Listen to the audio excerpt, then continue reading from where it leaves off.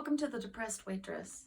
The Depressed Waitress is an art and philosophy zine which really tries to focus on a multiplicity of narratives, a myriad of voices, a whole contaminated collaboration and conglomeration of voices of alterity, of monsters, of ghosts, of aliens, of queer figurations of secure identity. The Depressed Waitress is sort of a question of identity, of putting identity and thinking into question.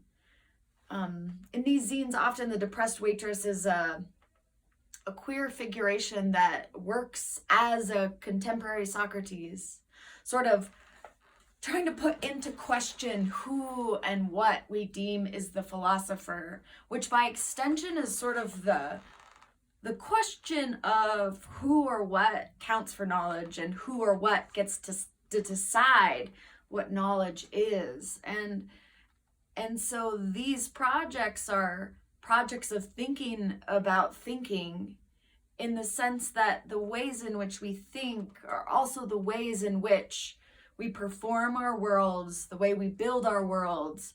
And we've built some really exclusionary, oppressive, dangerous worlds where many lose their lives, where difference is not honored, where modes of difference are not allowed to be philosophers, to be arbiters of knowledge. And I think that all needs to be continually put into question and at the forefront of our minds as we go about participating in our worlds. And to witness the world around us is also to weave worlds, and what are we weaving, and how do we build more equitable futures and worlds and ways of being that allows for difference and for people to live and die well and together.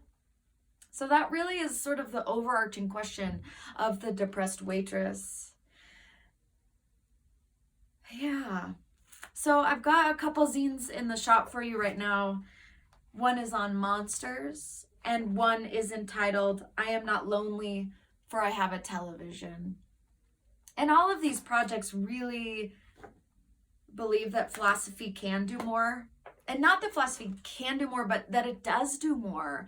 That oftentimes philosophy and these ways of thinking about thinking are relegated to our academic spheres, and that can be so exclusionary. But I think some of the most potent and fertile pathways of thinking are happening a lot of times outside of that, of those institutional practices. And The Depressed Waitress hopes to invite conversations, and it really believes that that space of conversation, whether it be between your barista and you getting your coffee, or vice versa, or any of these like relationships that we find ourselves in, that knowledge and meaning gets made there too, outside of what we would call sort of our more institutional practices.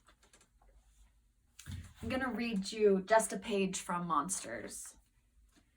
We've been wrong all along about most things, but this is the monstrous gift. The monstrous only arrives, comes ashore when we are most unprepared, unsullied by cohesion and performed rationality. The monster is that which makes of the paltry binary a multiplying, multiplicitous, ravenous feast of plenty.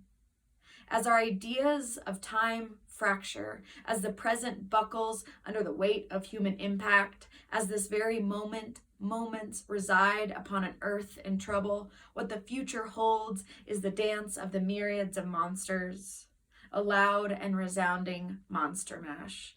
A loud and resounding monster mash.